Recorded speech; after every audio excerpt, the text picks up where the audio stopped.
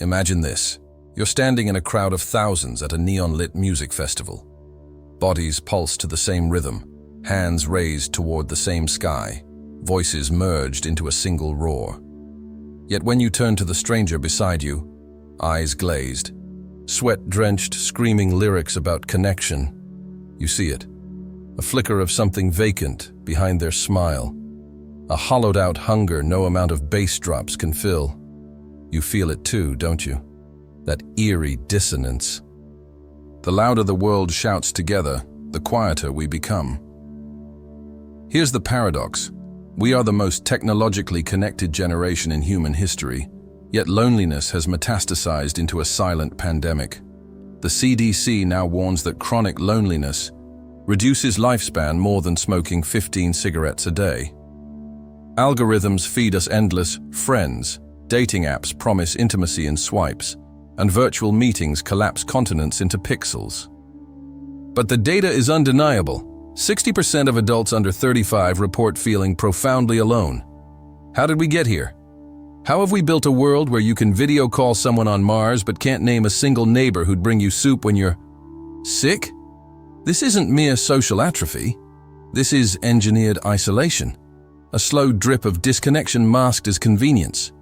Think of the last time you felt truly seen, not liked, not followed, but witnessed in your raw, unfiltered humanity. When did sharing a meal without phones become radical? When did "I'm busy" replace "I'm here for you"? We've outsourced our souls to apps that sell back counterfeit belonging, trading depth for dopamine hits. But beneath the glow of screens, a darker truth stirs. Loneliness isn't a bug of modern life, it's the product. Philosophers saw this coming. Sartre warned that hell is other people, but he missed the inverse. Hell is no people, yet surrounded by their ghosts. Huxley's Brave New World prophesied a society pacified by pleasure, numbed to the ache of authentic bonds. And Nietzsche's Desert Grows lament: the more we conquer, the more we erode the fertile soil of community. But this isn't dystopian fiction. Walk through any city at midnight. Apartments lit like aquariums, solitary figures scrolling, in blue-lit silence. We've perfected the art of neighboring without touching, talking without speaking, living without ever being alive together. Ask yourself, what if loneliness isn't personal failure, but systemic design? What if every like, every seamless delivery, every algorithmically curated tribe is quietly severing the threads that once bound us? The ancients feared plagues of the body. Ours is a plague of the soul, a hunger no app can satisfy, because it was never meant to. But here's what they don't tell you. The machine needs your loneliness to survive. It feeds on your restless scrolling, your midnight shopping carts, your belief that more connection is the cure. And so the cycle deepens. The more we crave, the emptier we become. You feel it now, don't you? That gnawing void where belonging should be. That itch to check your phone just to feel something. This is no accident. This is the masterpiece of modern existence, a world built to harvest your attention by starving your heart. But why? How? And, most terrifyingly, who does this serve? You felt it, the quiet dread of a notificationless phone, the phantom buzz in your pocket, the way your thumb reflexively scrolls even when your eyes glaze over. This isn't mere habit. It's a survival mechanism in a world that replaced tribes with timelines. To understand why loneliness has become the dark underbelly of progress, we must excavate the buried machinery of modern existence, where psychology, philosophy, and capitalism collide. Let's start with a truth so primal, it terrifies us. Humans are not built for this. For 300,000 years, we lived in clans where survival depended on reading faces, sharing fires, and decoding the subtlest shifts in tone. Our brains evolved to crave physical presence, the smell of sweat, the warmth of a shoulder, the unspoken language of a glance. But modernity has hacked this ancient wiring. Social media, Dating apps and remote work didn't just change how we connect. They rewired why we connect. Dopamine, the neurotransmitter once reserved for finding water in deserts or allies in battle, now floods our systems when a stranger double taps our selfie. We've been reduced to lab rats pressing levers for digital pellets, mistaking stimulation for sustenance. Enter Carl Jung and his concept of the shadow, the repressed, unacknowledged parts of ourselves we bury to fit societal molds. Jung warned that ignoring the shadow leads to a secret neurosis, a psychic rot. But modern society doesn't just ignore the shadow, it profits from it. Instagram filters mask our insecurities, LinkedIn profiles airbrush our failures, and dating apps turn vulnerability into a swipeable commodity. We've outsourced our shadows to algorithms, which reflect back not our truths, but what we think will earn love. The result? A generation haunted by what Jung called the unbearable tension of opposites, the chasm between our curated selves and our raw, unseen humanity. We post happiness to numb despair, tweet confidence to mute self-doubt, and broadcast connection to escape the void. Loneliness festers in the gap between who we are and who we pretend to be. But why does this gap exist? Nietzsche's will to power offers a clue. He argued that all human behavior is driven by a desire to assert dominance over chaos, to impose meaning on a meaningless world. Modernity weaponizes this instinct. Social media transforms the will to power into a will to perform, a desperate curation of best lives and hot takes that reduce human complexity to content. Every post is a tiny conquest, a bid to control how others perceive us. Yet the more we win at this game, the more we lose ourselves. Nietzsche's warning echoes. Beware that when fighting monsters, you yourself do not become a monster. We've become monsters of inauthenticity, devouring our own truth to feed the algorithm. Now layer on capitalism's invisible hand. Schopenhauer, the philosopher of pessimism, saw desire as an endless treadmill. Satisfaction is short. Desire is eternal. Consumerism thrives on this loop. Loneliness, once a natural human emotion, has been monetized into a trillion-dollar industry. Dating apps sell matches as products. Wellness influencers peddle self-love as a subscription. Even therapy apps gamify healing into daily streaks. The message is clear. Your pain is a market opportunity. Your hunger for belonging, a revenue stream. And so, we're trapped in what Gabor Mate calls the cycle of addiction, using the very tools that isolate us to medicate the isolation. But the deepest cut comes from existentialism. Sartre famously declared, "Existence precedes essence." We are not born with purpose, but must create it. Yet modern society perverts this freedom into a burden.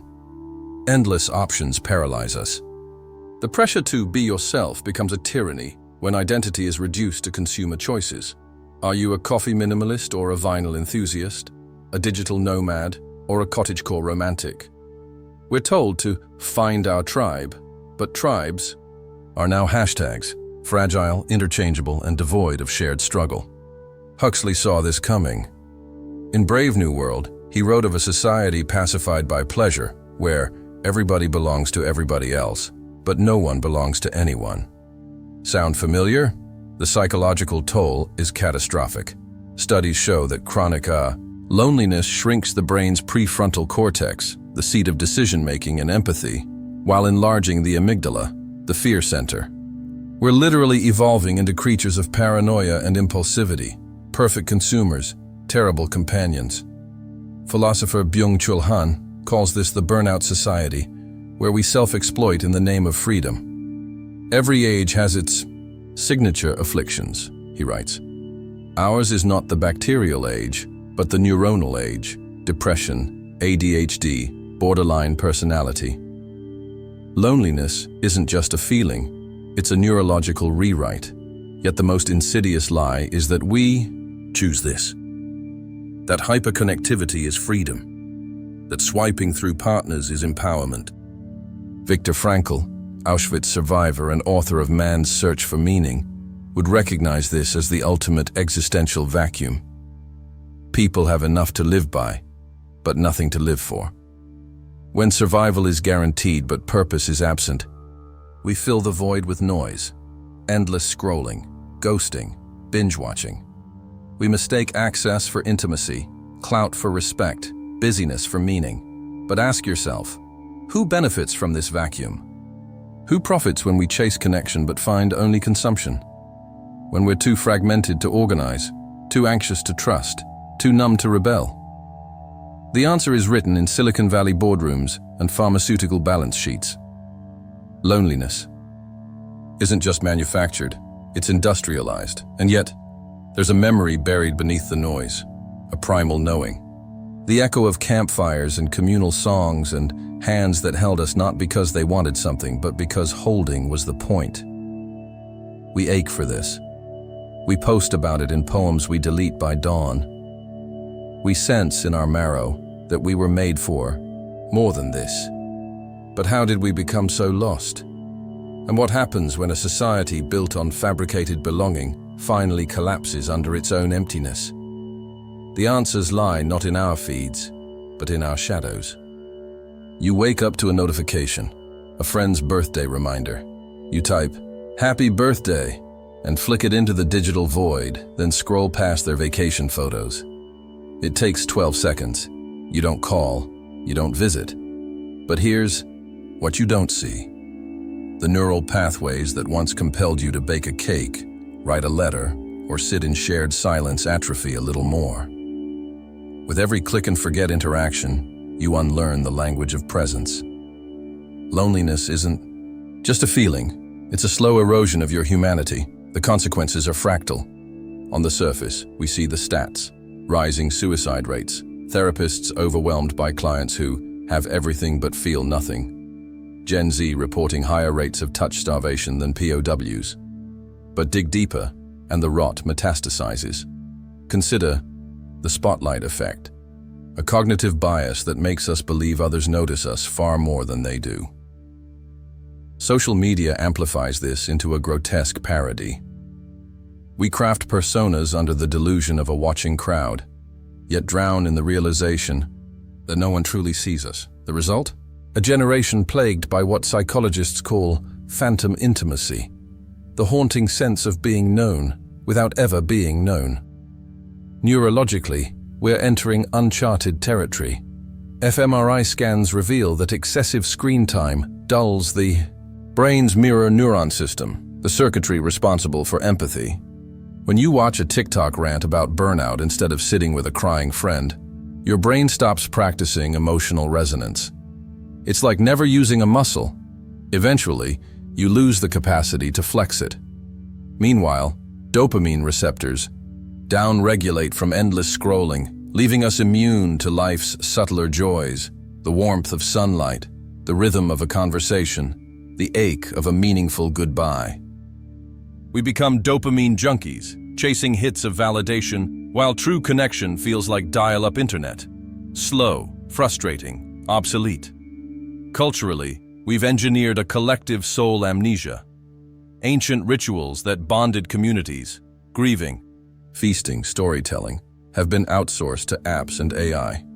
Grief becomes a Facebook post. Celebration becomes an Instagram story. Even protest, once a raw collision of bodies and voices, filters through hashtags and performative allyship. We've traded communal catharsis for viral moments, mistaking visibility for impact. But as Durkheim warned in his study of suicide, when society fails to provide collective effervescence, shared experiences that transcend the self, we fracture into alienated atoms, drifting in a vacuum of meaning. The political ramifications are darker. Still, lonely people are easier to control. A 2023 study found that isolated individuals are 34% more likely to endorse authoritarian leaders, crave strongman saviors, and distrust dissenters. Why? Loneliness breeds existential panic, and panic craves order, even if it's tyrannical. Huxley's Soma is here, but it's not a pill. It's the algorithmic feed that soothes your rage with outrage, your alienation with conspiracy theories, your numbness with viral rage. Divide and conquer, updated for the digital age. Divide yourself and conquer your will to resist. But the most sinister consequence is the theft of time. Not just hours lost to scrolling, but the death of deep time. Philosopher Byung-Chul Han writes that modernity has replaced time for the soul with time for the clock. Relationships once unfolded in seasons, slow courtships, years-long mentorships, decades-old grudges. Now, we live in the perpetual now, a stream of disposable moments. Friendships expire like milk cartons. Marriages collapse under the weight of FOMO. Even grief gets a countdown timer, as if love could be archived in the cloud. Schopenhauer's pendulum of pain swings faster now, oscillating between boredom and overstimulation, with no space in between to just exist. And yet, the system gaslights us into complicity. You're lonely? Here's an app. Struggling to connect? Try this AI therapist. The cure for the machine's disease is always more machine. But like a fire fed by gasoline, our hunger grows. The average person now checks their phone 144 times a day, once every 6 minutes. Each glance a silent prayer: see me, validate me, make me real. But the screen only reflects back a ghost. What happens when a generation raised on likes forgets how to love? When children learn conflict resolution through block buttons and subtweets. When elders die with their stories trapped in iCloud accounts. We are living the answer. A world where everyone speaks, but no one listens. Where we build monuments to individuality, but raise the temples of community. Where the most connected generation in history is also the most terminally unseen. This isn't progress, it's a mass hallucination, and the clock is ticking. What if the cure for loneliness isn't more connection, but less? What if the rebellion begins not by fighting the void, but by diving headfirst into its depths and discovering it's not a void at all? Consider the monks of Tibirine who traded the noise of the world for the silence of prayer, or the Japanese hikikomori who retreat from society's frenzy, not out of weakness, but defiance. These are not acts of surrender. They are strikes against a system that equates visibility with value. To break free from manufactured loneliness, you must first do the unthinkable. Stop feeding the machine. Delete the apps that fragment your attention. Ignore the siren song of FOMO. Let your phone die and feel the terror, then the relief of being unreachable. This is not a retreat, it's a revolution. History whispers blueprints for rebellion. The Quakers, who sit in silent communion, proving that words are not the only bridge between souls. The Parisian surrealists, who turned cafes into temples of raw, unfiltered debate, where ideas collided like atoms and birthed new universes. Even the Amish, dismissed as relics, wield a radical truth. Community is not a network, but a covenant. It demands sacrifice, time, convenience, the illusion of control, to forge bonds that algorithms cannot replicate. These outliers understood a truth we've forgotten. Authentic connection thrives in friction. It's slow, messy, and inconvenient. It requires showing up when you'd rather hide, listening when you'd rather speak, staying when you'd rather scroll. But rebellion is not just external, it's a seismic shift in consciousness. Nietzsche's Übermensch didn't transcend humanity by following crowds, but by embracing his own chaos. Apply this to loneliness. What if your ache for belonging is not a flaw, but a compass? A signal to seek tribes united not by hashtags, but by shared struggle? The underground rave scene in Berlin, where strangers become kin through sweat and rhythm. Mutual aid groups in post-disaster cities, where neighbors rediscover primal interdependence. These are cracks in the capitalist facade, glimpses of a world where belonging is earned, not bought. Here's the counterintuitive weapon: solitude. Not the hollow loneliness of scrolling, but the fertile silence where Jung's shadow whispers. Sit with it. Let it unravel you. In Dostoevsky's Notes from Underground, the protagonist's self-imposed isolation isn't madness, it's clarity. Only by facing the void do we realize it's a mirror. What you've been numbing with notifications and Netflix binges is not loneliness, but the raw material of your soul. The system fears this.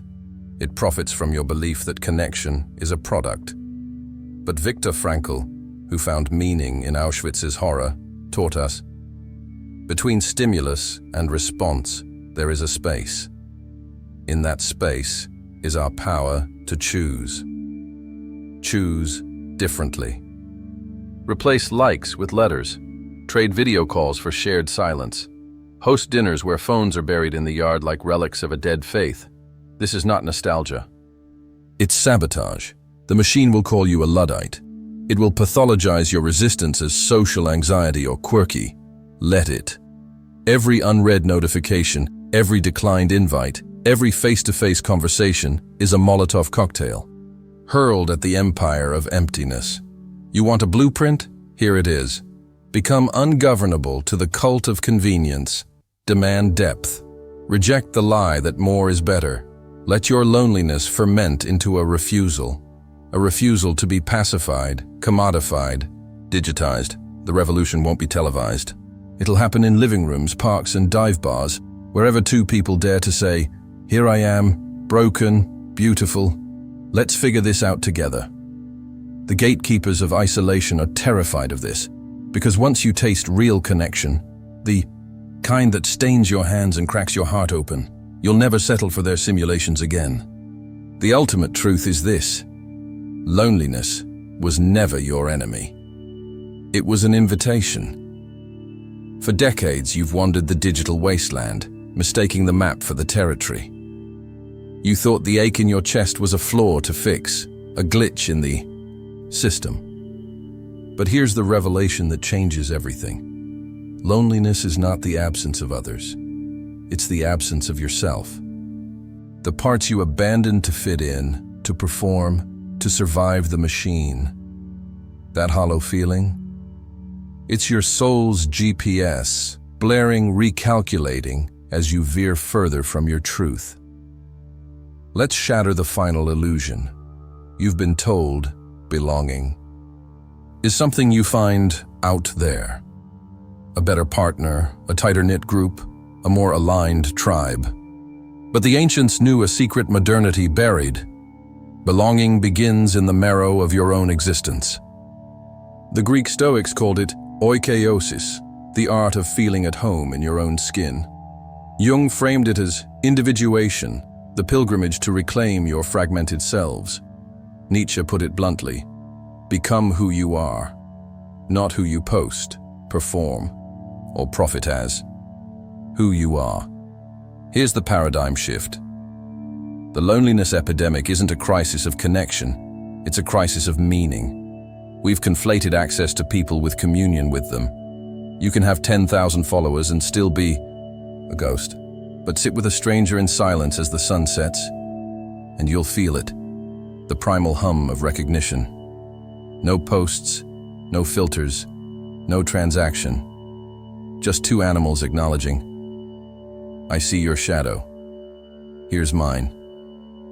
This is why every great spiritual tradition starts with exile. Moses in the desert, Buddha under the Bodhi tree, Jesus in the wilderness. To find the tribe, you must first lose the crowd. To hear the chorus, you must endure the silence. The machine wants you to fear this solitude, to mistake it for abandonment. But in truth, it's the womb where real belonging is born.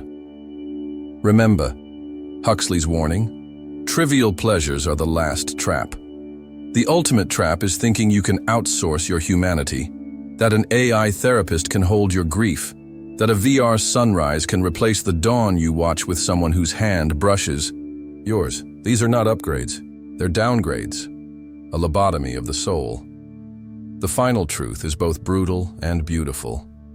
You will never algorithm your way to belonging. No amount of optimization can engineer a love that stays when the Wi-Fi dies. The cure for modern loneliness is not more but less. Less curation, less convenience, less noise. Strip it all away, and what remains? A campfire. For 300,000 years, we've gathered around flames, not to escape the dark, but to see each other in it. The fire doesn't erase the night, it frames it. Shadows dance, faces flicker, voices lower. This is where stories were born, where wounds were salted with shared laughter, where the word "we" first forged its power. The modern world sold you a lie, that campfires are obsolete, that screens are safer, that you can edit your shadows away. But the shadows are the point. Your loneliness is not a curse. It's the campfire's smoke signal, a call to gather, not in the metaverse, but in the mud and mess of reality. To relearn the sacred math, that vulnerability plus time plus friction equals the only connection that ever mattered. So here's the choice, as stark as a cliff's edge. Keep feeding the machine, mistaking its hum for a heartbeat. Or step into the dark, strike a match, and whisper, "Here, I'll go first." The universe is not indifferent, it's waiting for you to drop the act, exit the simulation, and join the ancient, ongoing feast where brokenness is the password and love is the only app that never crashes. The desert you fear, it's alive, and it's calling you home.